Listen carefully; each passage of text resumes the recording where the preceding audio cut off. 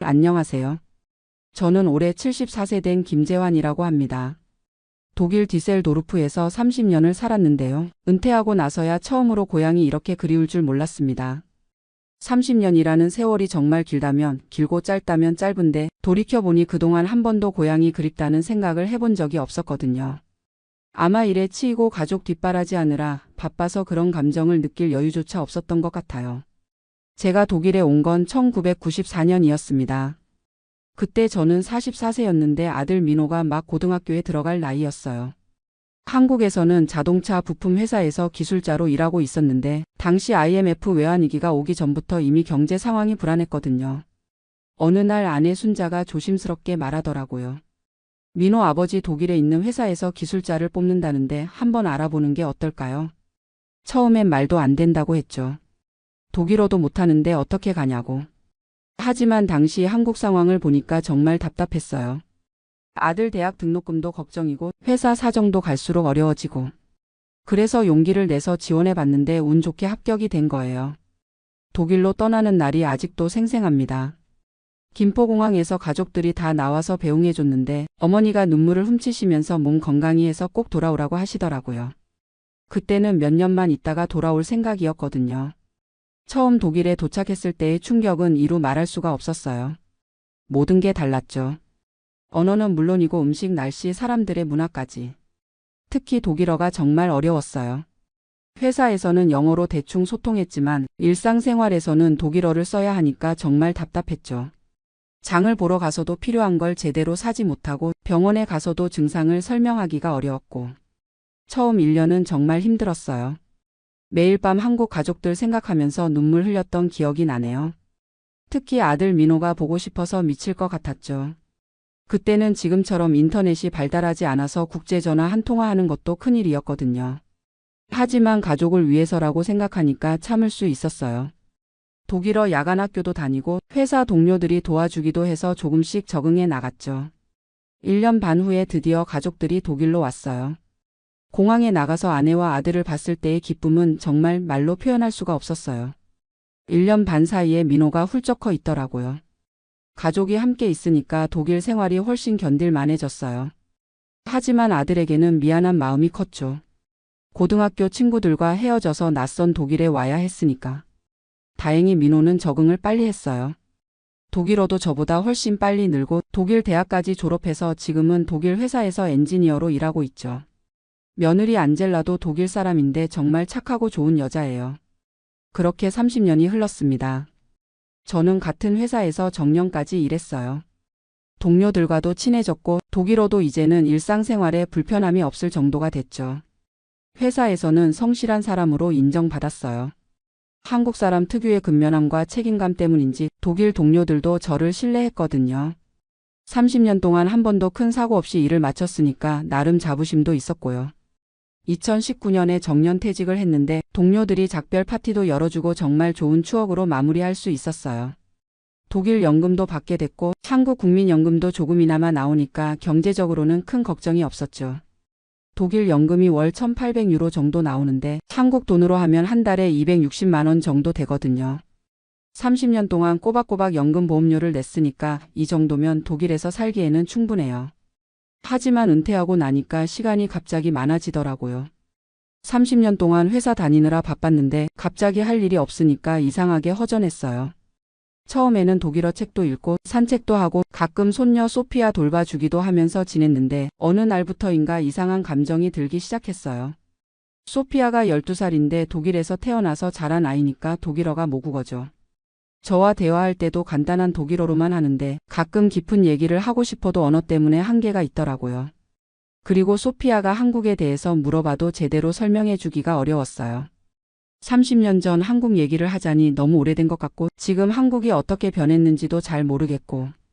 그러던 어느 날 인터넷에서 우연히 목포 관련 영상을 봤어요. 고향 목포의 모습이 나오는데 갑자기 가슴이 뭉클해지더라고요. 어렸을 때 뛰어놀던 목포 앞바다, 어머니가 끓여주신 홍어찜 냄새, 친구들과 함께 걸었던 유달산 길. 그런 추억들이 주마등처럼 스쳐 지나가는 거예요. 그 이후로는 한국 관련 뉴스나 영상을 자주 보게 됐어요. 서울이 이렇게 발전했구나. K-팝이라는 게 세계적으로 인기가 많구나. 이런 것들을 보면서 신기하기도 하고 자랑스럽기도 했죠. 특히 코로나19 때 한국의 방역이 잘 됐다는 뉴스를 보면서 우리나라가 정말 선진국이 됐구나 하는 생각이 들었어요. 제가 떠났을 때와는 정말 다른 모습이더라고요. 그러면서 자연스럽게 고향 친구들이 궁금해졌어요. 30년 동안 연락을 거의 못했거든요. 가끔 명절 때 안부 전화 정도만 했을 뿐이죠. 인터넷으로 고향 친구들을 찾아봤는데 정말 반가웠어요. 중학교 동창 중에 몇 명과 연락이 닿았거든요. 친구들과 화상통화를 하는데 30년 만에 보는 얼굴들이 모두 나이가 들어 있더라고요. 저도 마찬가지겠지만 세월의 흐름을 실감할 수 있었죠. 친구들이 그러더라고요. 재환아, 너 독일에서 잘 살고 있다면서. 언제 한번 고향에 안 올 거냐. 어머니 아버지 산소도 한번 가봐야지. 그 얘기를 들으니까 가슴이 먹먹해졌어요. 부모님 산소를 30년 동안 한 번도 가보지 못했다는 게. 물론 독일에서도 추도는 했지만 직접 산소를 찾아뵙지 못한 게 정말 죄송했거든요. 그때부터 고향에 가고 싶다는 마음이 간절해졌어요. 하지만 막상 가족들에게 얘기하니까 반응이 별로더라고요. 아내 순자는 걱정이 많았어요. 여보, 코로나도 아직 완전히 끝나지 않았는데 나이도 있으신데 그런 먼 여행을 왜 하려고 그래요? 독일에서 편하게 사는 게 낫지 않을까요? 아들 민호도 비슷한 반응이었어요. 아버지 30년 동안 안 가신 곳을 지금 가서 뭐 하시려고요? 아버지도 이제 독일 사람이나 마찬가지인데 굳이 불편하게 한국까지 가실 필요 있나요? 며느리 안젤라는 이해는 해주면서도 걱정을 했어요. 아버지의 마음은 이해하지만 건강을 생각하면 조심스럽다고.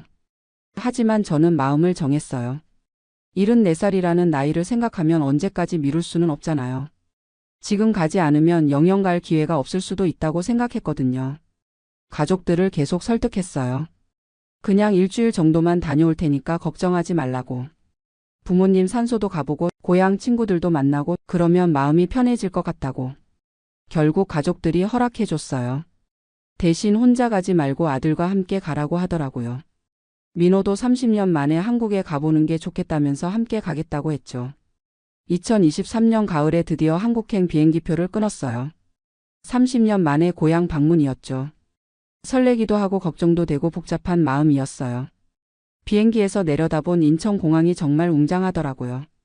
제가 떠났을 때는 김포공항이었는데 인천에 이렇게 큰 공항이 생겼다는 것 자체가 신기했어요. 공항에서부터 한국의 발전상을 실감할 수 있었어요. 모든 게 디지털화되어 있고 사람들이 스마트폰으로 모든 걸 처리하더라고요. 서울에서 하루 묵고 다음날 목포로 향했어요. KTX를 타고 가는데 창밖으로 보이는 풍경이 제가 기억하는 것과는 완전히 달랐어요. 고속도로도 넓어지고 새로 생긴 도시들도 많고 목포역에 도착했을 때의 감격은 정말 말로 표현할 수가 없었어요. 30년 만에 밟는 고향 땅이었거든요. 아들 민호도 어렸을 때의 기억을 떠올리며 감동하더라고요. 하지만 목포도 많이 변해 있었어요. 제가 어렸을 때 살던 동네는 재개발이 되어서 아파트가 들어서 있고 옛날 골목길들은 많이 사라져 있더라고요. 그래도 목포 앞바다는 여전히 그대로였어요. 어렸을 때 친구들과 고기 잡으러 다니던 그 바다. 파도 소리를 들으니까 어린 시절이 생생하게 떠올랐어요. 유달산에도 올라가 봤어요. 예전보다 등산로가 잘 정비되어 있고 정상에서 내려다본 목포 시내도 많이 달라져 있었지만 그 느낌만큼은 여전했어요. 고향 친구들과의 만남이 가장 감동적이었어요. 30년 만에 만난 친구들이었는데 처음에는 서로 알아보지 못할 정도로 늙어 있었지만 이야기를 나누다 보니 어릴 때 그 모습 그대로더라고요. 친구들이 그러더라고요. 재환아, 너 독일에서 고생 많이 했구나. 외국에서 혼자 사는 게 얼마나 힘들었을까. 그런 말을 들으니까 그동안 쌓였던 마음의 응어리가 풀리는 것 같았어요. 30년 동안 고생했다는 걸 알아주는 사람이 있다는 게 고마웠거든요. 부모님 산소에 간 날은 정말 눈물이 많이 났어요. 30년 동안 찾아뵙지 못해서 죄송하다고, 독일에서 열심히 살았다고, 손자도 잘 키웠다고 말씀드렸어요. 산소 앞에서 절을 올리는데 아들 민호도 함께 절을 하면서 눈물을 흘리더라고요. 민호에게도 할아버지 할머니에 대한 그리움이 있었나 봐요. 고향에서의 일주일은 정말 빨리 지나갔어요. 친구들과 옛날 얘기도 하고 어렸을 때 다녔던 학교도 가보고 추억이 깃든 곳들을 하나하나 둘러봤어요. 특히 어머니가 자주 가시던 목포 전통시장에 가봤는데 그때의 냄새와 분위기가 그대로 남아있더라고요. 홍어찜도 사서 먹어봤는데 어릴 때 그 맛 그대로였어요. 하지만 일주일이 지나니까 이상하게 독일이 그리워지기 시작했어요. 30년을 산 곳이니까 이제는 독일이 제 삶의 터전이 된 거죠. 아내도 보고 싶고 며느리 안젤라와 손녀 소피아도 보고 싶어졌어요. 독일로 돌아가는 비행기에서 생각이 많았어요. 고향 방문을 통해서 깨달은 게 있었거든요. 30년 동안 저는 고향을 그리워한 것이 아니라 어린 시절의 추억을 그리워했던 것 같아요. 지금의 목포는 제가 기억하는 그 목포가 아니었거든요. 시간이 흘러서 모든 게 변해 있었죠.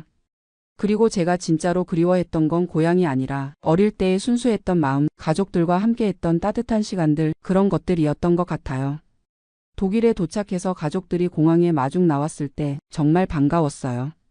아내 순자가 여보 고생했다고 말하면서 안아주는데 이곳이 진짜 제 집이구나 하는 생각이 들었어요. 손녀 소피아도 할아버지 오빠 어떻게 지냈어요? 라고 독일어로 물어보는데 그 모습이 너무 사랑스러웠어요. 비록 언어는 다르지만 우리는 가족이고 이 아이에게는 제가 독일에 사는 할아버지인 거죠. 집에 와서 아내와 이런저런 얘기를 나눴어요. 고향 방문이 어땠는지, 친구들은 어떻게 지내고 있는지, 부모님 산소는 잘 찾았는지. 아내도 고향 소식을 듣고 나서 그러더라고요. 여보, 이제 마음이 좀 편해졌어요. 30년 동안 부모님 산소도 못 가보고 사셔서 얼마나 마음 아프셨을까요? 그래요, 정말 마음이 편해졌어요. 고향에 가보니까 이제는 더 이상 그리워할 필요가 없겠더라고요. 제 인생은 여기 독일에 있으니까. 요즘은 손녀 소피아와 더 많은 시간을 보내려고 해요. 독일어 공부도 더 열심히 해서 소피아와 깊은 대화를 나누고 싶거든요. 그리고 소피아에게 한국 문화도 조금씩 가르쳐주고 있어요. 한국어는 아직 어려워하지만 한국 음식은 좋아해요. 제가 김치찌개 끓여주면 맛있다고 먹거든요. 아마 할아버지의 정성이 들어가서 그런가 봐요. 그리고 아들 민호와도 관계가 더 좋아진 것 같아요. 함께 한국에 다녀온 이후로 서로에 대해 더 이해하게 됐거든요. 민호도 자기 뿌리에 대해서 다시 생각해보는 기회가 됐다고 하더라고요. 30년이라는 시간 동안 저는 정말 많은 걸 얻었어요. 독일에서 안정적인 생활을 할 수 있었고 아들은 좋은 사람 만나서 행복하게 살고 있고 손녀도 건강하게 잘 자라고 있어요. 물론 고향을 떠나는 것이 쉬운 일은 아니었어요. 언어도 문화도 다른 곳에서 살아가는 것, 부모님을 가까이서 모시지 못한 것, 그런 아쉬움들이 있죠. 하지만 그 모든 것들이 헛된 것은 아니었어요. 가족을 위해서 했던 선택이고 그 결과로 지금의 행복이 있는 거니까. 요즘 같은 세상에는 외국에 사는 한국 분들이 정말 많잖아요. 다들 나름의 이유로 고향을 떠나서 살고 계실 텐데 가끔은 고향이 그리우실 거예요. 그런 분들께 말씀드리고 싶은 건 고향을 그리워하는 마음은 자연스러운 거라는 거예요. 그리고 기회가 되면 한 번쯤은 고향에 가보시라는 거고요. 하지만 더 중요한 건 지금 여러분이 살고 있는 곳에서 행복을 찾는 것이라고 생각해요. 고향은 추억 속에 있는 거고 현실은 지금 여기에 있으니까요. 저도 처음에는 독일이 낯설고 어려웠지만 30년을 살다 보니 이제는 제2의 고향이 됐어요. 독일 동네 사람들과도 친해졌고 슈퍼마켓 직원들과도 인사를 주고받는 사이가 됐거든요. 얼마 전에는 우리 동네에서 작은 파티가 있었는데 이웃들이 저를 초대해 줬어요. 30년 전에는 상상도 할 수 없었던 일이죠. 그때 정말 감사한 마음이 들었어요. 그리고 독일 사람들의 좋은 점도 많이 배웠어요. 일과 휴식의 균형을 중시하는 것, 환경을 생각하는 마음, 다른 사람을 배려하는 문화. 이런 것들은 정말 배울 만한 것들이에요. 며느리 안젤라를 통해서도 많은 걸 배웠어요. 처음에는 외국 며느리라고 해서 어색했는데 지금은 친딸처럼 생각해요. 안젤라가 한국 음식을 배우려고 노력하는 모습을 보면서 저도 독일 문화를 더 이해하려고 노력하게 됐거든요. 특히 안젤라가 김치 담그는 법을 배우고 싶다고 해서 함께 김치를 담갔던 적이 있어요. 처음에는 매워서 힘들어했는데 지금은 김치를 직접 담가서 먹을 정도가 됐어요. 손녀 소피아는 정말 제 인생의 기쁨이에요. 독일어로 대화하는 게 완벽하지는 않지만 서로 마음은 통하거든요. 소피아가 학교에서 있었던 일을 제게 얘기해 줄 때면 정말 행복해요. 소피아에게 가끔 한국 동화책을 읽어주기도 해요. 물론 독일어로 번역된 것들이지만 한국의 전래 동화나 옛날 이야기를 들려주면 재미있어해요. 흥부와 놀부 이야기를 특히 좋아하더라고요. 그리고 소피아가 한국에 대해서 질문할 때면 최대한 쉽게 설명해 주려고 노력해요. 한국은 할아버지가 태어난 곳이고 아름다운 산과 바다가 있는 곳이라고. 언젠가 소피아도 한국에 가볼 수 있으면 좋겠어요. 요즘은 한국과 독일을 오가는 분들도 많아졌어요. 교통이 발달해서 예전보다 훨씬 가깝게 느껴지거든요. 인터넷으로도 실시간으로 한국 소식을 볼 수 있고 화상통화로 고향 친구들과도 자주 연락해요. 코로나19 때문에 한동안 여행이 어려웠지만 이제는 다시 자유롭게 왕래할 수 있게 됐잖아요. 그래서 내년에는 아내와 함께 한국에 가볼 계획이에요. 아내도 30년 만에 고향에 가보고 싶다고 하거든요. 하지만 이번에는 너무 큰 기대는 하지 않으려고 해요. 지난번 여행을 통해서 깨달았거든요. 고향은 변하는 것이고 추억은 마음속에 간직하는 것이라는 걸. 대신 감사하는 마음으로 가려고 해요. 30년 동안 건강하게 살 수 있게 해주신 것, 가족들이 모두 무사히 지낼 수 있었던 것, 이런 것들에 대해서 부모님께 감사드리고 싶어요. 그리고 고향 친구들과도 더 자주 연락하려고 해요. 나이가 들수록 친구의 소중함을 더 느끼게 되거든요. 서로 건강하게 오래 살면서 좋은 추억 더 많이 만들고 싶어요. 요즘 저는 정말 만족스러운 삶을 살고 있어요. 독일 연금도 충분하고 건강도 괜찮고 가족들도 모두 잘 지내고 있어서 가끔 동네를 산책하면서 생각해요. 30년 전 결정이 옳았었구나. 힘들기도 했지만 결과적으로는 좋은 선택이었다고. 특히 아들 민호가 잘 성장해서 독일 사회에 정착한 걸 보면 정말 뿌듯해요. 민호는 이제 완전히 독일 사람이 됐지만 동시에 한국인으로서의 정체성도 잃지 않고 있거든요. 명절 때는 집에서 한국 음식을 해먹고 한국 드라마나 영화도 가끔 보고 K-팝 음악도 들어요. 안젤라도 함께 즐기니까 가족 모두가 한국 문화를 공유하고 있는 셈이죠. 이제 74살이 됐으니까 앞으로 얼마나 더 살 수 있을지 모르겠지만 남은 시간은 정말 소중하게 보내고 싶어요. 가족들과 함께하는 시간을 더 늘리고 건강을 잘 관리해서 손녀 소피아가 성장하는 모습도 더 오래 지켜보고 싶고요. 독일에서 30년을 살면서 배운 게 있다면 인생에서 정말 중요한 건 돈이나 성공이 아니라 가족이라는 거예요. 가족이 건강하고 행복하면 그것만으로도 충분히 성공한 인생이라고 생각해요. 혹시 지금 외국에서 살면서 고향이 그리워서 힘드신 분들이 계시다면 너무 조급해하지 마시라고 말씀드리고 싶어요. 시간이 지나면 지금 사는 곳도 고향이 될 수 있거든요. 저처럼 은퇴하고 나서 갑자기 고향이 그리워질 수도 있어요. 그럴 때는 꼭 한번 가보세요. 그러면 마음의 정리가 될 거예요. 하지만 더 중요한 건 지금 이 순간을 소중히 여기는 거라고 생각해요. 과거에 매이지도 말고 미래를 너무 걱정하지도 말고 지금 여기서 주어진 하루하루를 감사하게 살아가는 것. 저는 앞으로도 독일에서 계속 살아갈 거예요. 이제 이곳이 제 진짜 고향이니까요. 30년이라는 세월이 만들어준 소중한 인연들이 있고 사랑하는 가족들이 있으니까요. 그리고 가끔 한국에 가서 어린 시절 추억을 되새기고 고향 친구들과 좋은 시간 보내고 부모님께 안부 인사드리고 올 거예요. 마지막으로 30년 동안 저를 따뜻하게 받아준 독일 사람들에게도 감사드리고 싶어요. 낯선 외국인이었던 저를 동등한 이웃으로 대해주셔서 정말 고마웠어요. 그리고 무엇보다 30년 동안 함께 고생해준 아내 순자에게 가장 고마워요. 혼자서는 절대 할 수 없었던 일이었거든요. 앞으로도 건강하게 오래 살면서 함께 행복한 시간 보내고 싶어요. 고향을 그리워하는 것도 좋지만 지금 내가 있는 곳에서 행복을 찾는 것이 더 중요하다는 것. 그것이 74살이 되어서야 깨달은 인생의 지혜입니다. 감사합니다. 안녕하세요. 저는 지금 뉴질랜드 오클랜드에 살고 있는 42세 남자입니다. 한국에서 IT 회사 팀장으로 일하다가 3년 전 가족들과 함께 뉴질랜드로 이민을 왔어요. 솔직히 말하면 지금 이 사연을 쓰고 있는 저 자신이 좀 부끄럽습니다. 3년이라는 시간 동안 그렇게 열심히 준비했던 이민인데 막상 와보니 생각했던 것과 너무 달랐거든요. 사실 처음에는 정말 설렜어요. 미세먼지 없는 깨끗한 공기, 아이가 마음껏 뛰어놀 수 있는 넓은 자연, 일과 삶의 균형이 잡힌 여유로운 삶. 그런 것들을 꿈꾸며 이민을 준비했죠. 하지만 막상 와서 살아보니 예상하지 못했던 것들이 너무 많았어요. 특히 가장 힘든 건 한국이 이렇게 그리워질 줄 몰랐다는 거예요. 지금부터 제가 경험한 뉴질랜드 이민의 현실, 그리고 왜 한국이 그리워지게 되었는지 솔직하게 말씀드려 보려고 합니다. 혹시 뉴질랜드 이민을 생각하고 계신 분들까? 조금이라도 도움이 되었으면 좋겠어요. 저희가 뉴질랜드 이민을 처음 생각하게 된 건 딸 아이가 초등학교 5학년이었을 때였어요.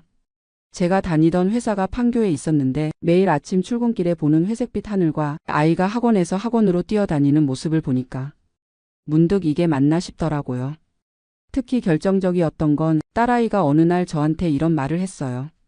아빠, 나는 언제 친구들이랑 그냥 놀 수 있어? 그 말을 듣는 순간 가슴이 먹먹해지더라고요. 아이가 정말로 원하는 건 뭘까? 우리가 아이에게 주고 싶은 삶은 뭘까? 그런 생각들이 계속 들었어요. 그때 마침 회사 동료 중에 호주로 이민을 간 형이 있었는데 그 형이 보내준 사진들을 보니까 정말 부러웠어요. 넓은 집 앞마당에서 바비큐를 하고 아이들이 마음껏 뛰어놀고 있는 모습들요. 부인하고도 여러 번 이야기를 나눴어요. 부인은 처음에는 반대했어요. 우리가 여기서 나름 안정적으로 살고 있는데 왜 굳이 힘들게 외국으로 가려고 하냐고 하더라고요. 하지만 저는 계속 설득했어요. 아이의 미래를 생각해보자. 더 좋은 환경에서 키워주자. 우리도 여유로운 삶을 살아보자고요. 그러던 중에 뉴질랜드라는 나라를 알게 됐어요. 호주보다는 작지만 자연환경이 정말 좋고 교육 시스템도 괜찮고 무엇보다 기술 이민으로 갈 수 있는 길이 있더라고요. 저는 원래 전산학을 전공했고 회사에서도 개발팀 팀장을 맡고 있었거든요. IELTS 점수만 잘 받으면 충분히 가능해 보였어요. 그때부터 본격적으로 준비를 시작했습니다. 먼저 IELTS 공부부터 했어요. 회사 일이 끝나고 집에 와서 밤 12시까지 영어 공부를 했죠. 처음에는 정말 힘들었어요. 대학교 때 이후로 제대로 된 영어 공부를 한 적이 없어서 듣기부터 막히더라고요. 하지만 목표가 확실하니까 포기할 수가 없었어요. 부인도 함께 공부했어요. 아이는 어려서 금방 적응할 거라고 생각했지만 부인이 영어를 못하면 현지에서 생활하기 어려울 것 같았거든요. 그래서 가족 모두가 함께 영어 공부를 시작했어요. 6개월 만에 IELTS 점수를 받았어요. 저는 겨우 6.5점, 부인은 6.0점이었지만 그래도 뉴질랜드 이민 점수로는 충분했어요. 그 다음에는 서류 준비였어요. 학력 인증, 경력 증명, 건강검진, 무범죄 증명서. 정말 할 게 산더미였어요. 특히 학력 인증은 뉴질랜드 자격평가기관에서 받아야 해서 몇 달이 걸렸어요. 이민 변호사도 고용했어요. 비용이 만만치 않았지만 혼자 하기에는 너무 복잡하더라고요. 변호사가 도와주니까 훨씬 수월했어요. 그렇게 1년 반 정도 걸려서 드디어 이민 신청을 접수했어요. 그리고 또 1년을 기다렸죠. 그 기간 동안 정말 애가 탔어요. 혹시 거부되면 어떡하나, 준비한 게 다 물거품이 되는 건 아닌가. 그런 걱정들로 밤잠을 설쳤어요. 드디어 승인 소식이 왔을 때는 정말 하늘을 날아갈 것 같았어요. 부인이랑 둘이 얼싸안고 울었거든요. 아이도 신나서 친구들한테 자랑하고 다녔어요. 그때부터는 이사 준비였어요. 한국에 있던 집을 팔고 가져갈 짐들을 정리하고 항공편도 예약하고 정말 바쁜 나날들이었어요. 무엇보다 회사를 그만두는 게 제일 아쉬웠어요. 10년 넘게 다닌 회사였고 동료들과의 정도 많이 쌓였거든요. 하지만 새로운 삶을 위해서는 어쩔 수 없었죠. 마지막 회식 때 팀원들이 선물도 주고 뉴질랜드에서 잘 살라고 격려해 줬어요. 그때는 정말 가슴이 뭉클했어요. 드디어 뉴질랜드에 도착한 날은 지금도 생생하게 기억나요. 2022년 3월 15일이었어요. 공항에서 나오는 순간 정말 공기가 다르더라고요. 한국에서는 느껴보지 못한 상쾌함이었어요. 아, 이래서 사람들이 뉴질랜드를 좋아하는구나 싶었죠. 첫 며칠은 정말 신기했어요. 호텔에서 지내면서 오클랜드 시내를 돌아다녔는데 어디를 가도 풍경이 그림 같았어요. 특히 와이테마타 하버를 처음 봤을 때는 우와, 우리가 정말 여기서 살게 되는구나 하면서 감탄했었거든요. 하지만 현실은 생각보다 녹록하지 않았어요. 가장 먼저 부딪힌 문제가 집 구하기였어요. 한국에서 미리 인터넷으로 알아본 임대료와 실제 시장 가격이 많이 달랐어요. 게다가 외국인이다 보니까 집주인들이 선뜻 계약해 주지 않더라고요. 레퍼런스도 없고 현지 직장도 아직 없는 상태에서 누가 우리를 믿고 집을 빌려주겠어요. 결국 한인 부동산 중개업소를 통해서 겨우 집을 구했는데 한 달 임대료가 한국 돈으로 200만 원이 넘었어요.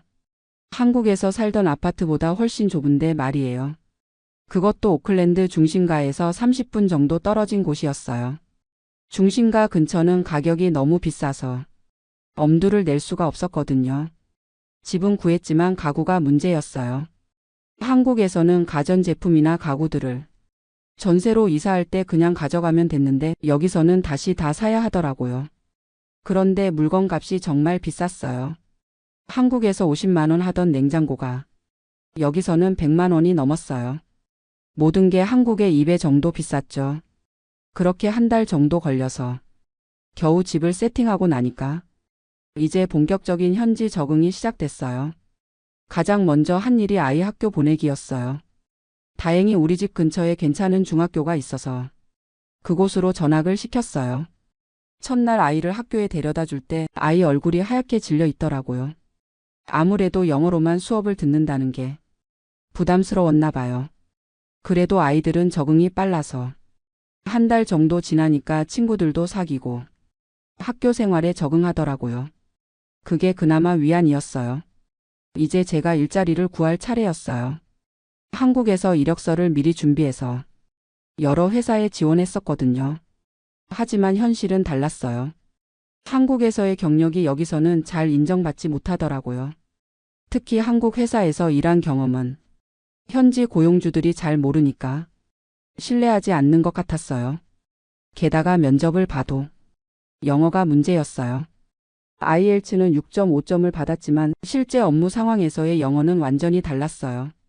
기술적인 용어들은 어느 정도 알겠는데 동료들과 나누는 일상적인 대화나 회의에서의 토론 같은 건 정말 어려웠어요. 한국에서는 팀장으로서 자신 있게 일했는데 여기서는 주니어 개발자 수준으로 취급받는 것 같아서 자존심이 많이 상했어요. 결국 6개월 만에 겨우 일자리를 구했는데 연봉이 한국의 70% 정도였어요. 그것도 계약직이었죠. 첫 출근 날 동료들이 인사하는 걸 보니까 정말 문화가 달랐어요. 한국처럼 위아래 구분이 없고 모든 사람을 이름으로 불러요. 처음에는 신기했어요. 이게 바로 수평적 조직 문화구나 싶었죠. 하지만 점점 적응하기 어려워지더라고요. 한국에서는 팀장으로서 어느 정도 권한이 있었는데 여기서는 그냥 팀원 중 한 명일 뿐이었어요. 의견을 내고 싶어도 영어가 걸려서 제대로 표현하기 어려웠고요.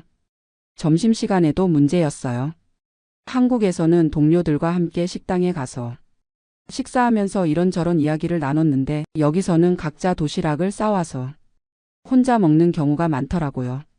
그러다 보니까 동료들과 친해지기가 쉽지 않았어요. 업무 이외의 개인적인 대화를 나눌 기회가 별로 없었거든요. 그런데 가장 힘든 건 생활비였어요. 임대료, 전기세, 가스비, 인터넷비. 모든 고정비가 한국의 2배 정도였어요. 특히 식비가 문제였어요. 마트에서 장을 보는데 한국 돈으로 쌀 10kg이 5만 원, 닭고기 1kg이 2만 원이더라고요. 한식 재료는 더 비쌌어요. 한인 마트에서 김치 1kg에 2만 원, 고추장 하나에 1만 5천 원. 정말 깜짝 놀랐어요. 외식은 더 비쌌어요. 짜장면 한 그릇이 2만 원, 갈비탕이 3만 원이더라고요. 가족들과 한식당에 한 번 가면 10만 원은 기본이었어요. 그래서 집에서 해먹는 일이 많아졌는데 부인이 스트레스를 많이 받더라고요. 한국에서는 반찬 가게에서 사다 먹거나 배달 음식도 자주 시켜 먹었는데 여기서는 모든 걸 직접 만들어야 하니까요. 그러다가 결정적인 사건이 하나 있었어요. 어느 날 아이가 학교에서 돌아와서 울고 있더라고요. 무슨 일이냐고 물어보니까 반 친구들이 너는 아시아 사람이니까 수학을 잘할 거야 라고 놀렸다는 거예요. 그 얘기를 듣는 순간 정말 화가 났어요. 우리 아이가 인종차별을 당했다는 게 믿기지 않았거든요.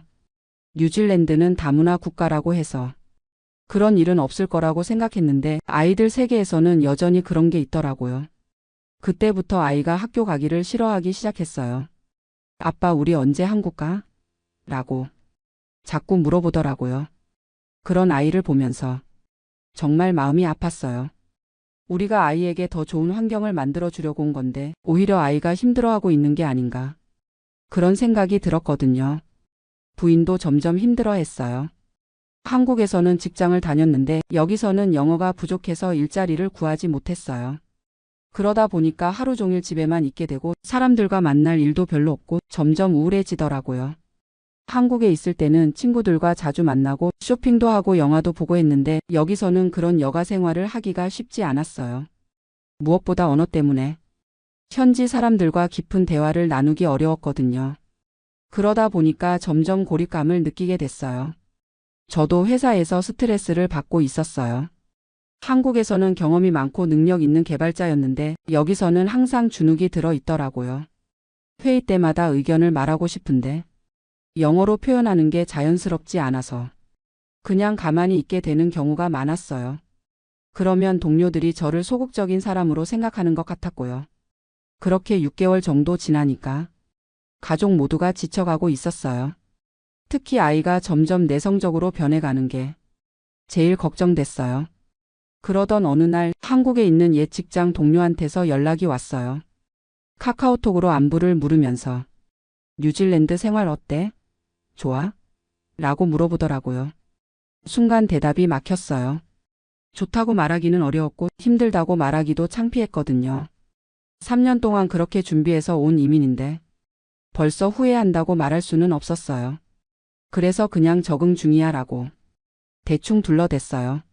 하지만 그 대화를 나누고 나서 정말 많은 생각이 들었어요. 과연 우리가 지금 행복한가? 아이에게 정말 더 좋은 환경을 만들어준 건가? 이런 질문들이 계속 머릿속을 맴돌았어요. 그때부터 한국이 그리워지기 시작했어요.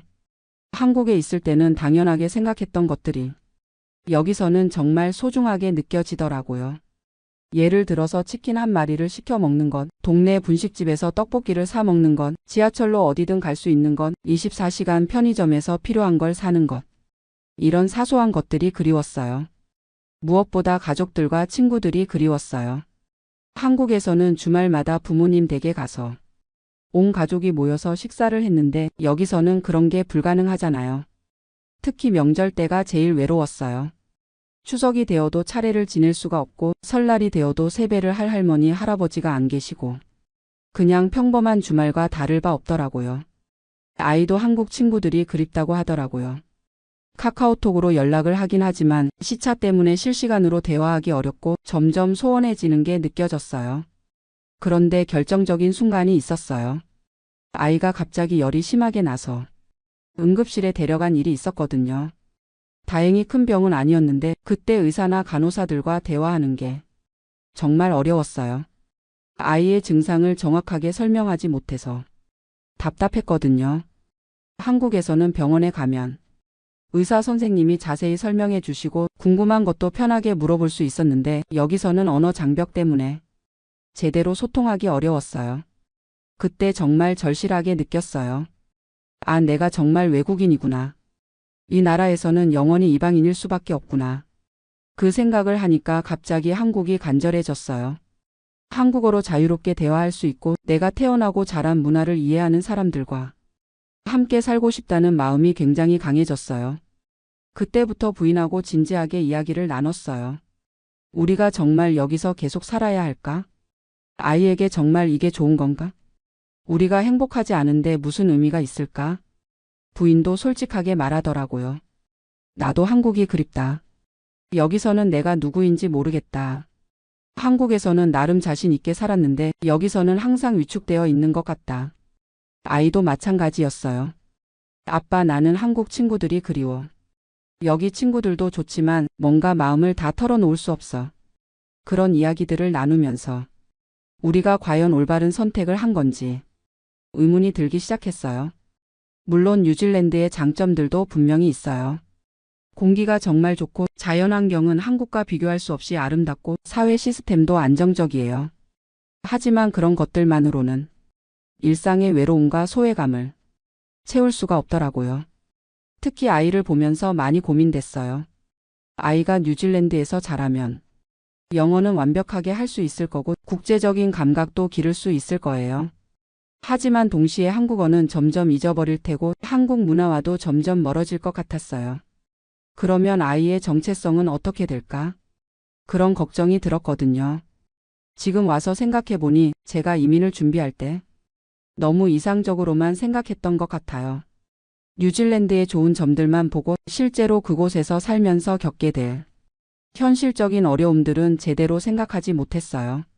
언어 문제, 문화 차이, 인종 차별, 높은 생활비, 사회적 고립감. 이런 것들을 미리 알았다면 조금 더 신중하게 결정했을 것 같아요.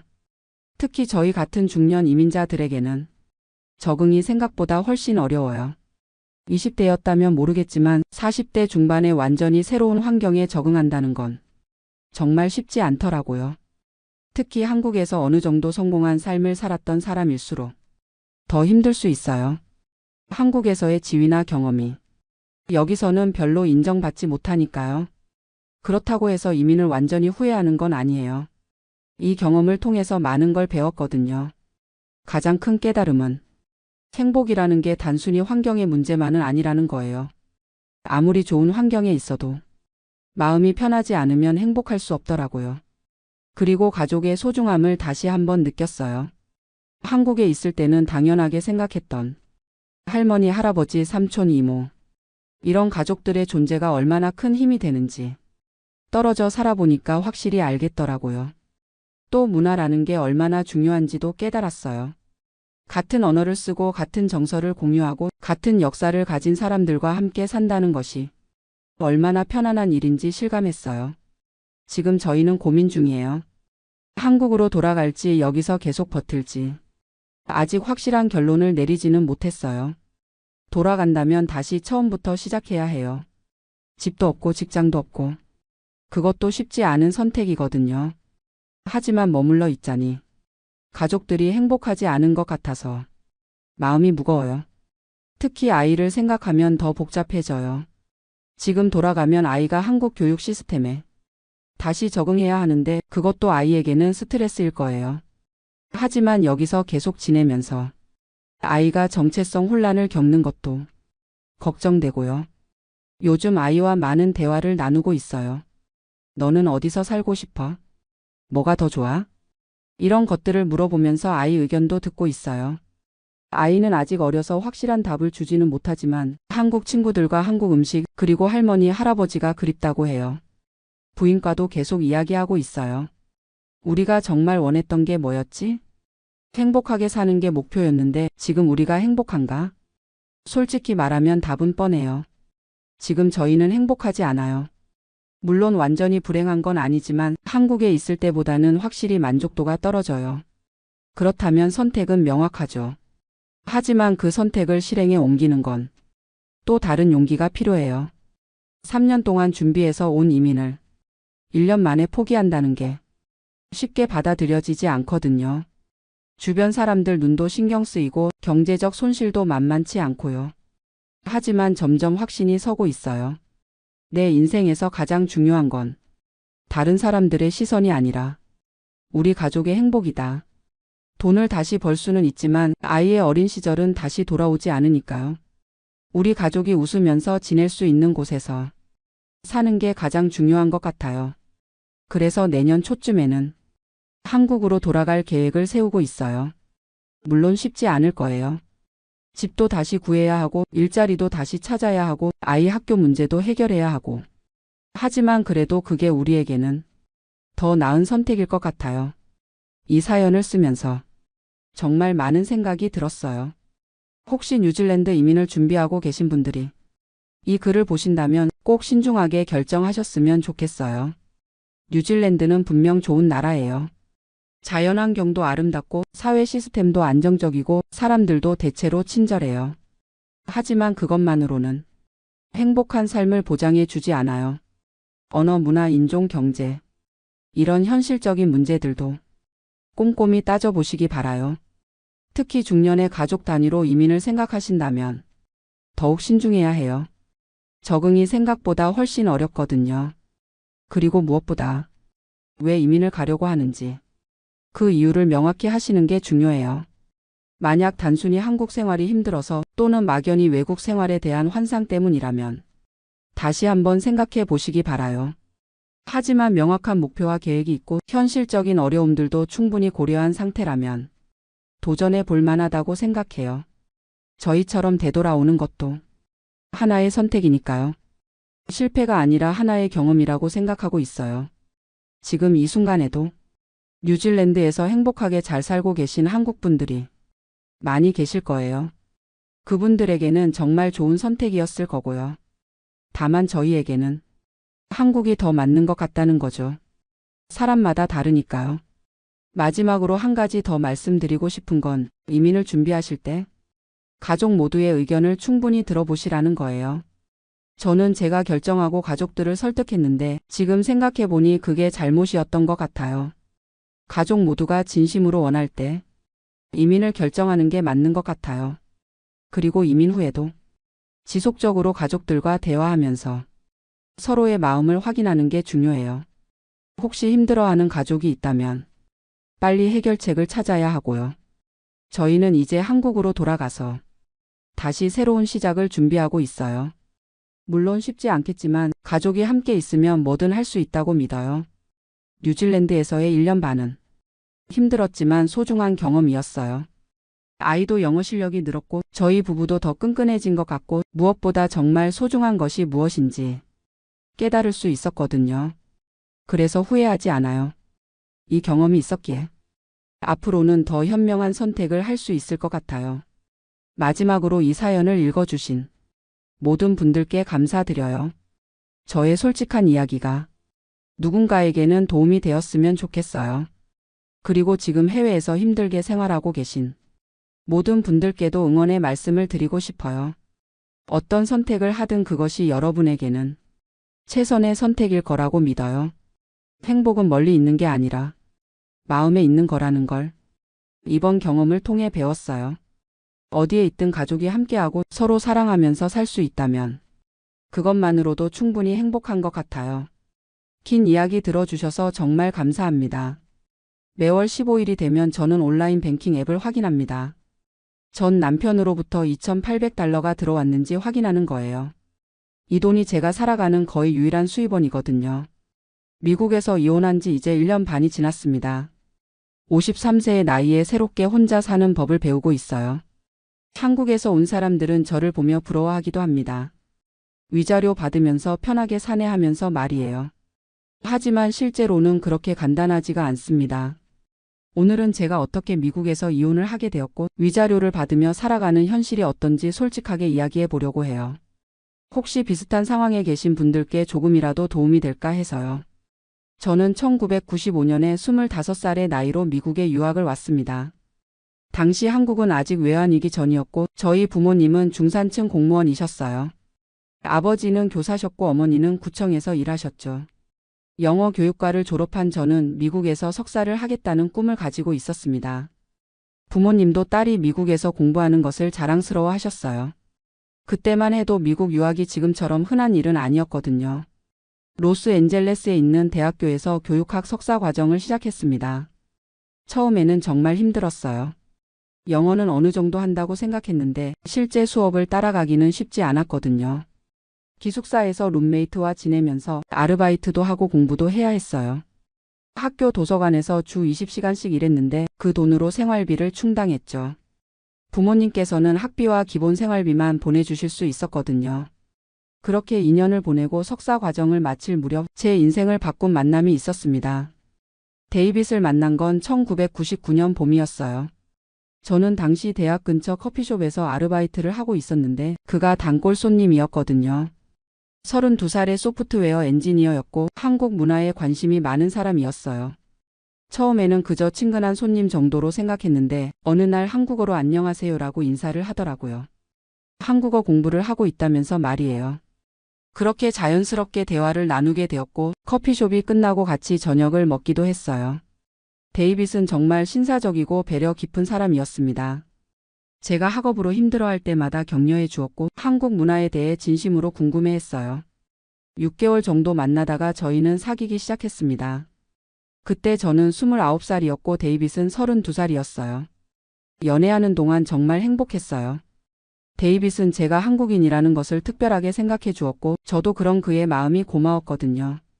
2000년에 석사 과정을 마치고 나서 저는 선택의 기로에 서게 되었어요. 한국으로 돌아갈 것인가 아니면 미국에 남을 것인가. 그때 데이빗이 프러포즈를 했습니다. 소영아, 나랑 결혼해 줄래? 너와 함께 가정을 꾸리고 싶어.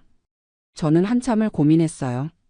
한국의 부모님께 전화를 드렸더니 내가 좋아하는 사람이면 우리도 좋다라고 하시더라고요. 물론 처음에는 걱정도 많이 하셨지만 제가 행복해하는 모습을 보시고 마음을 여셨던 것 같아요. 2000년 가을 저희는 결혼했습니다.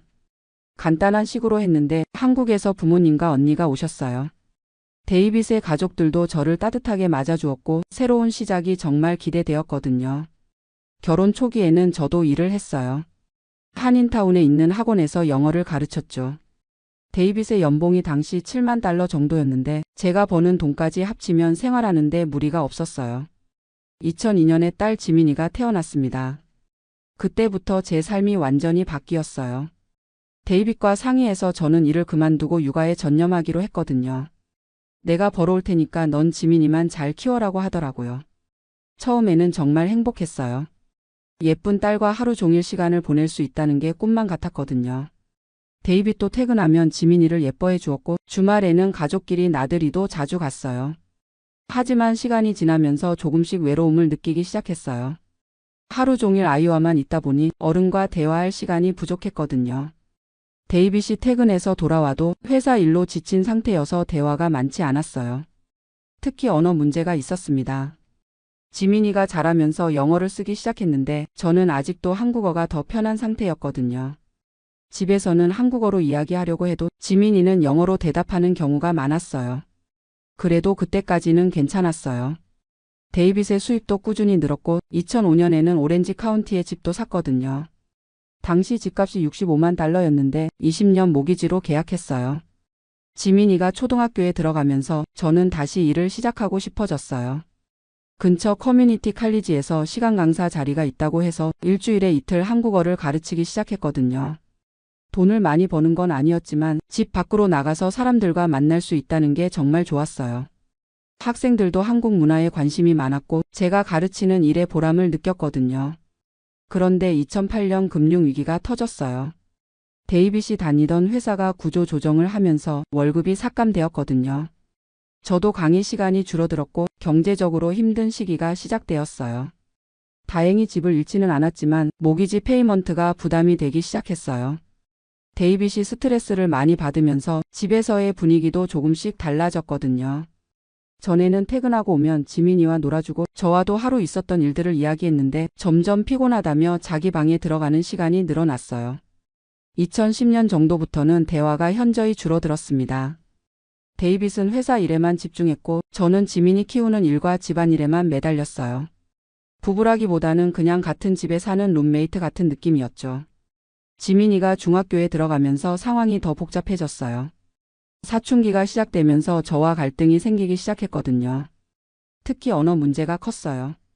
지민이는 완전히 미국 아이처럼 자랐는데 저는 여전히 한국적인 방식으로 키우려고 했어요.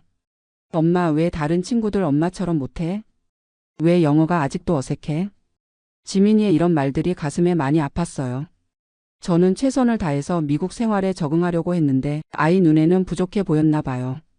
데이빗에게 이런 고민을 이야기해도 지민이는 아직 어리니까 그래. 시간이 지나면 이해할 거야 라고만 하더라고요. 구체적인 해결책을 함께 고민하지는 않았어요. 그렇게 몇 년이 더 지났습니다. 2015년쯤부터는 데이빗과 저 사이에 벽이 생긴 것 같았어요. 같은 집에 살지만 각자의 생활을 하는 느낌이었거든요.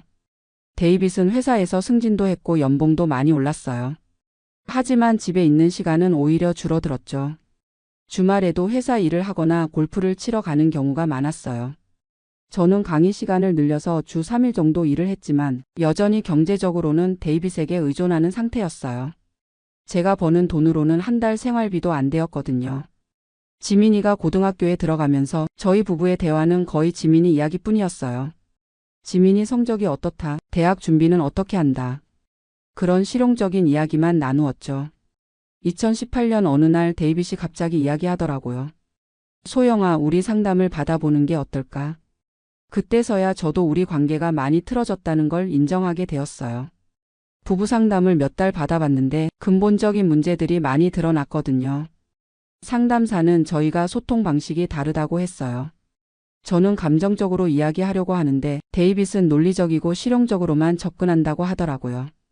또한 문화적 차이도 여전히 큰 벽이 되고 있다고 했어요. 상담을 받으면서 저는 깨달았어요. 저희가 서로를 사랑하지만 이제는 다른 방향을 바라보고 있다는 것을요. 데이빗은 자신의 커리어에 집중하고 싶어 했고 저는 더 깊은 정서적 연결을 원했거든요.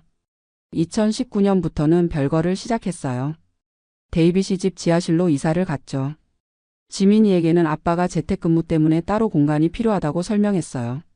하지만 지민이도 고등학생이니까 눈치를 챘을 거예요. 별거 기간 동안 저는 많은 생각을 했습니다.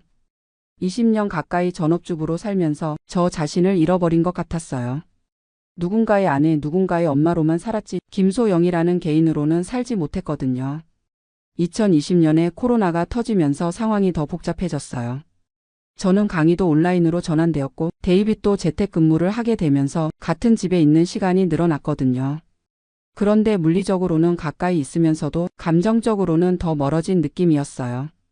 각자 자기 일에만 집중했고 대화는 거의 하지 않았죠. 지민이가 2021년에 대학에 들어가면서 집에는 저와 데이빗만 남게 되었어요. 그때 저희는 진지하게 이혼에 대해 이야기하기 시작했습니다. 소영아, 우리 이제 솔직하게 이야기해보자. 우리가 정말 행복한가? 데이빗이 먼저 꺼낸 말이었어요. 저도 사실 같은 생각을 하고 있었거든요. 나도 그런 생각을 하고 있었어. 우리 이제 각자의 길을 가는 게 좋을 것 같아. 그렇게 이혼에 대한 논의가 시작되었습니다. 다행히 저희는 원만하게 이혼하기로 했어요. 서로를 미워하거나 원망하는 건 아니었거든요. 단지 이제는 다른 삶을 살고 싶다는 거였죠. 하지만 이혼 절차는 생각보다 복잡했어요. 특히 재산분할과 위자료 문제가 까다로웠거든요. 저는 변호사를 고용해야 했습니다. 한인타운에 있는 한국인 변호사 사무실에 갔는데 상담비만 $300였어요. 변호사가 설명해준 내용을 들어보니 캘리포니아는 공동재산제 주라서 결혼 후에 모은 재산은 반반씩 나누게 되어 있더라고요. 저희 집 시세가 그때 $120만 정도였는데 모기지 잔액이 $35만 남아 있었어요. 그러니까 집순 자산이 $85만 정도였죠. 그것의 절반인 $42만 5천 제 몫이었어요. 하지만 집을 팔지 않고 데이빗이 계속 살기로 했기 때문에 데이빗이 저에게 $42만 5천 지급하기로 했어요. 문제는 위자료였습니다.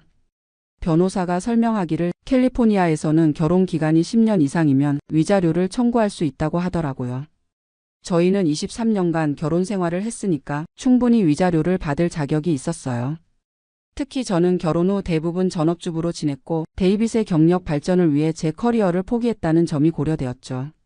위자료 계산은 복잡했어요.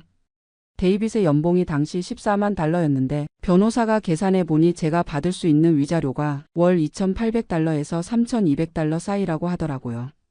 저희는 월 $2,800로 합의했습니다. 기간은 15년으로 정했어요. 제가 68세가 될 때까지 받는 거죠. 만약 제가 재혼하거나 데이빗이 사망하면 위자료는 중단되기로 했어요. 그리고 데이빗이 실직하거나 소득이 크게 줄어들면 위자료 액수를 재조정할 수 있다고 했죠. 변호사 비용은 총 $8,000가 나왔어요. 이혼 서류 준비부터 법원 출석까지 모든 절차를 도와주었거든요. 법원에서 최종 이혼 판결을 받은 건 2023년 3월이었어요. 판사가 저희 합의 내용을 검토하고 양 당사자가 동의한 내용이므로 승인한다고 하더라고요. 그렇게 23년간의 결혼 생활이 끝났습니다. 이혼 후 처음 몇 달은 정말 혼란스러웠어요. 갑자기 혼자가 된다는 게 무섭기도 하고 자유로워진 것 같기도 하고. 데이빗이 집을 가져갔으니까 저는 새로운 곳을 찾아야 했어요. 오렌지 카운티에서 원룸 아파트를 렌트했는데 월세가 $1,950였어요. 위자료 $2,800에서 월세 $1,950를 빼면 $850가 남아요. 여기서 생활비를 다 해결해야 하죠. 전기세, 가스비, 인터넷비를 합치면 월 $150 정도 나와요. 자동차 보험이 월 $120, 핸드폰 요금이 $60예요.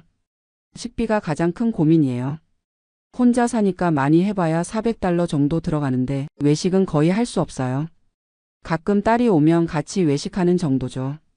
건강보험은 오바마 케어를 통해 가입했는데 월 보험료가 $450예요. 제 나이와 소득을 고려해서 정부 보조금을 받지만 그래도 부담이 커요.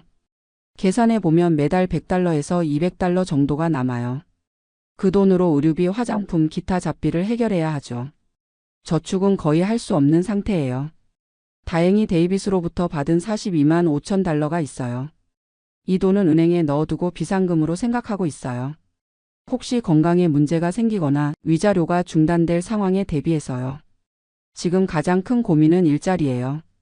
53세의 나이에 새로운 직장을 구하기가 쉽지 않거든요. 커뮤니티 칼리지에서 시간 강사로 일하고 있지만 한 달에 800달러 정도밖에 안 벌어요. 풀타임 직장을 구하려고 여러 곳에 이력서를 냈는데 연락이 오는 곳이 거의 없어요. 한국어 교사나 번역 일은 경쟁이 치열하고 다른 분야는 경험이 부족하다고 하더라고요. 때로는 한국으로 돌아갈까 생각해 보기도 해요. 하지만 지민이가 미국에 있고 한국에서도 53세에 새로 시작하기는 쉽지 않을 것 같아요. 무엇보다 위자료를 포기하기가 아까워요. 딸 지민이와의 관계는 이혼 후 오히려 좋아졌어요. 대학을 졸업하고 로스앤젤레스에서 직장을 구했는데 한 달에 한 번씩은 저를 보러 와요. 엄마 이혼해서 다행이야. 예전에 엄마가 많이 우울해 보였거든. 지민이의 이런 말을 들으니 마음이 복잡했어요. 제가 힘들어하는 걸 아이도 알고 있었던 거죠. 지민이는 제게 다시 연애를 해보라고 권하기도 해요. 엄마도 이제 자신을 위해 살아라고 하면서요. 하지만 53세에 새로운 사람을 만난다는 게 쉽지는 않아요. 가끔 한인 커뮤니티 모임에 나가보기도 하는데 비슷한 처지의 여성분들이 생각보다 많더라고요. 이혼하고 위자료 받으며 사는 분들이 꽤 있어요. 그분들과 이야기해보면 다들 비슷한 고민을 가지고 있어요. 경제적 불안정과 앞으로의 계획에 대한 걱정이요. 어떤 분은 위자료를 받는 동안 간병사 자격증을 따서 파트타임으로 일하고 있다고 하더라고요. 또 다른 분은 온라인으로 한국 물건을 파는 사업을 시작했다고 해요. 저도 뭔가 새로운 일을 시작해보고 싶어요. 한국어 과외를 더 많이 하거나 온라인으로 한국 문화를 가르치는 일을 해볼까 생각 중이에요. 요즘은 유튜브나 온라인 강의가 인기라서 그런 쪽으로도 도전해 보려고 해요. 제가 20년 넘게 미국에서 살면서 겪은 경험들을 다른 한국 분들과 나누고 싶거든요. 솔직히 말하면 아직도 불안해요. 15년간 위자료를 받는다고 해도 그 이후에는 어떻게 살아야 할지 막막하거든요. 소셜 시큐리티를 받을 수 있을지도 확실하지 않고요. 하지만 지금은 하루하루 살아가는 것에 집중하려고 해요. 이혼 후 처음으로 저만의 시간을 가질 수 있게 되었거든요. 아침에 일어나서 커피를 마시며 창밖을 바라보는 시간, 아무도 신경 쓰지 않고 제가 좋아하는 책을 읽는 시간이 소중해요. 요즘은 운동도 시작했어요. 아파트 헬스장에서 일주일에 3번 정도 운동하는데 몸도 건강해지고 마음도 한결 가벼워진 것 같아요. 예전에는 가족들 챙기느라 제 건강을 돌볼 시간이 없었거든요. 새로운 취미도 생겼어요. 근처 커뮤니티 센터에서 하는 도자기 만들기 수업에 다니고 있어요. 한 달에 80달러 정도 들지만 제 마음의 평화를 위해서는 꼭 필요한 투자라고 생각해요. 수업에서 만난 사람들과도 친해졌어요.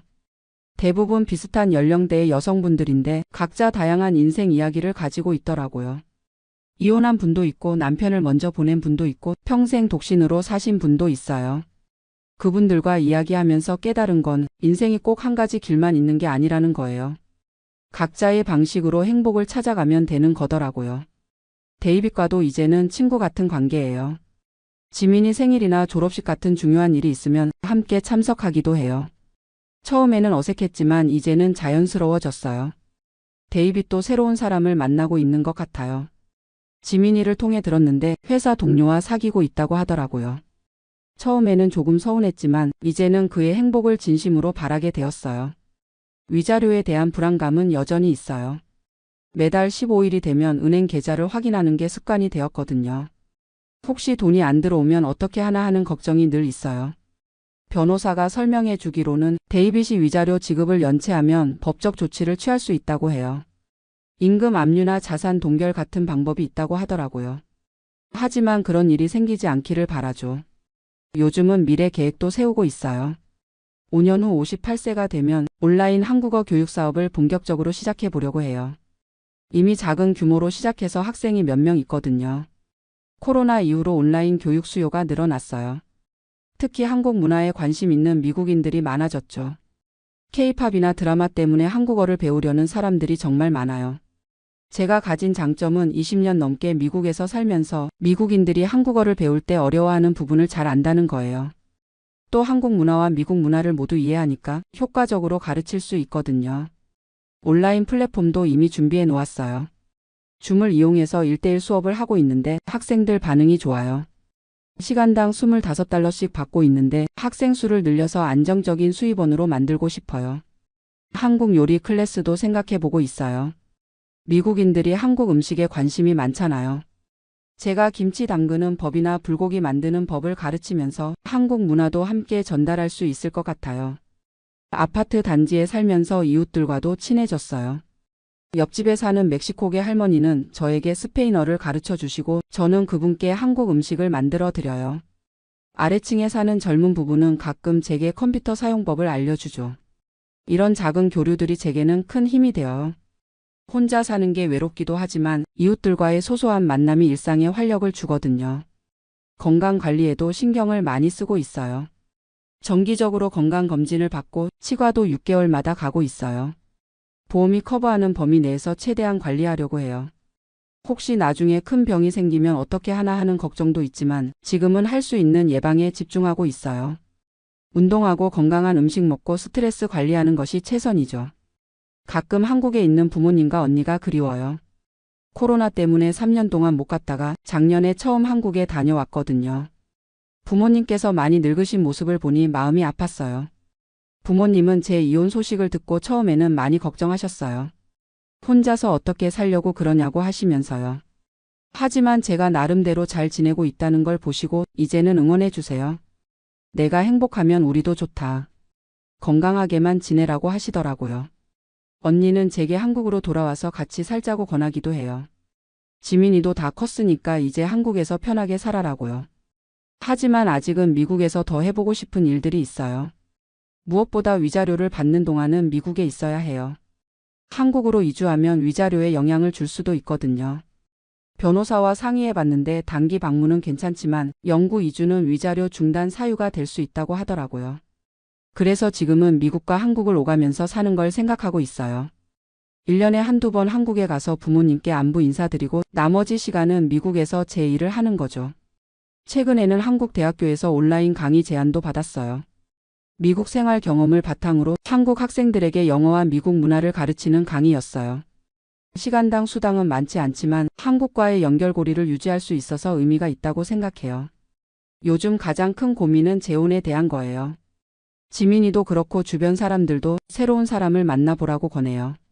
하지만 53세에 새로운 관계를 시작한다는 게 쉽지 않거든요. 무엇보다 위자료 문제가 걸려요. 만약 재혼하면 위자료가 중단되거든요. 경제적 안정성을 포기하고 사랑을 선택할 수 있을까요? 이런 고민을 할 때마다 복잡한 마음이 들어요. 가끔 온라인 데이팅 앱을 깔아보기도 했지만 실제로 만나지는 못했어요. 제 상황을 솔직하게 이야기하기가 어렵거든요. 이혼했고 위자료 받으며 산다고 말하면 상대방이 어떻게 생각할까 싶어서요.